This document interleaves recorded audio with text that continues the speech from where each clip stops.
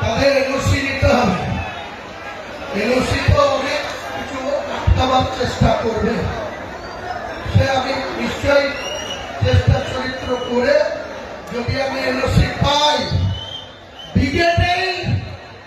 আপনি এক সময় মমতা ব্যানার্জিকে কি বলেছিলেন? চোরের রানী বলেছিলেন।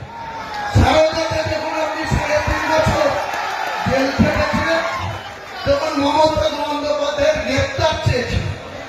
কে চেয়েছিল? হুমায়ুন কবির চেয়েছিল না কোনো মুসলিম চেয়েছিল? আপনি কুণাল ঘোষ চেয়েছিলেন। মমতাকে চোরের রানী বলেছিলেন। আমি বলিনি, হুমায়ুন কবির বলেনি, বাংলার কোন মুসলমান সম্প্রদায় মমতা বন্দ্যোপাধ্যায়কে চোর বলেনি, কিন্তু আপনারা বলেছেন। আর মমতা বন্দ্যোপাধ্যায় এত মনোবলিতে ভরা, যে যত বেশি কাজ দেবে তার অত বেশি প্রমোশন হবে মমতা ব্যানার্জির কাছে।